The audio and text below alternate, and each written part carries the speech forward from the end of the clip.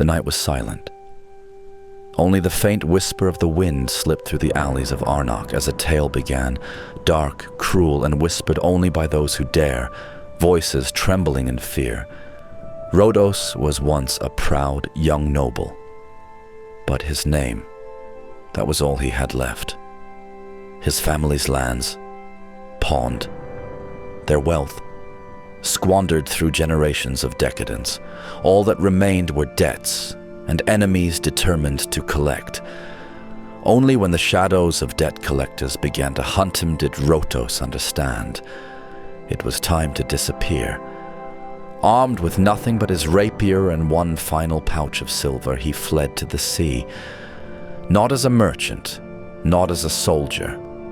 Rotos became a pirate, and it was on the wild, untamed tides of the ocean that he forged his own fate. For 10 long years, he lived the life of a privateer. Fierce battles, daring raids, a deadly dance between glory and doom. But unlike the bloodthirsty corsairs who ravaged the seas, Rodos had something they lacked: honor.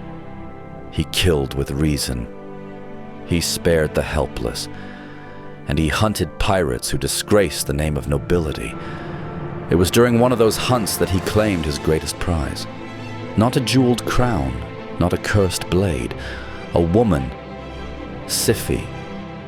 She hailed from the far southern isles, a prisoner aboard a slaver's ship.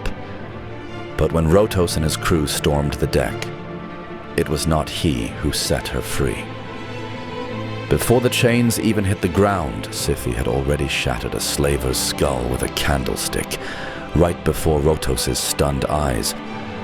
Later, he would laugh with his crew, saying, "If love at first sight is real, then it must be watching a furious island queen knock out a man twice her size." At first, Cify met his advances with ice, then mockery. But Rotos was nothing if not relentless. After weeks of words, gestures, and more than one failed poem, she finally gave in. What followed was fire, a passion as fierce as the sun above her homeland, a bond even the ocean storms could not tear apart. But every storm calms, and every voyage ends. With the spoils of a decade at sea, Rotos was finally ready to return home, to clear his family's debts, to build a new future with Cify at his side. But he had underestimated one man, Puyak, Arnoc's richest moneylender, and secretly his most ruthless enemy. Puyak had no intention of returning the lands once claimed by Rotos' family, not for a chest of gold, not for anything. In fact, he saw the perfect opportunity to take even more from him. When Rotos returned, Puyak smiled. He offered help, hospitality, but behind his mask hid greed and cruelty, and he waited for the perfect moment to strike.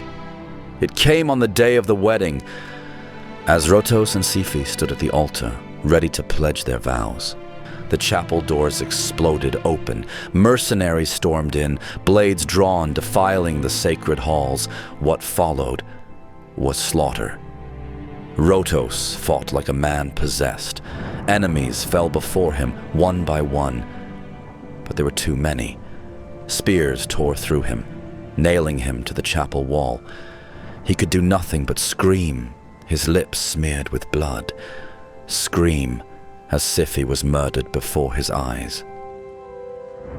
And in her final breath, as death took her, she spoke words that chilled even the shadows. "Beyond death, I will find you. One by one, I will take you." Then silence fell upon the altar. The killers vanished into the night, but their escape would bring them no peace. At first, only rumors. Flowers on the graves of the lovers withered, all but 2 roses glowing with an eerie blue hue, wailing from the earth below, and at night scratching nails against coffin wood. And then came the deaths. One by one, the mercenaries vanished. their corpses found by morning, pale, twisted, drained of blood. Fear spread like wildfire. Puyak sealed his gates, doubled his guards. He thought he could outlast the storm. But that night, a scream echoed through the streets of Arnoc, so full of terror that even the bravest men cowered behind locked doors. When dawn came, the townsfolk entered his manor. Inside, only death. Servants and guards, faces frozen in horror. And Puyak, curled in his chambers like a child, hands clawing at his face, it took force to peel them away. Beneath them, the face of a man who had died in pure, nameless fear. No one knew what had claimed him. Only an old, half-mad drunk swore he'd seen two figures that night. One dressed in noble finery, the other in the dazzling garb of an island queen. Ghosts? Avengers? Something worse. No one saw them again. But to this day, whispers echo through the fog of a bold privateer and his fierce beloved walking side by side through the mist, forever united, forever hunting.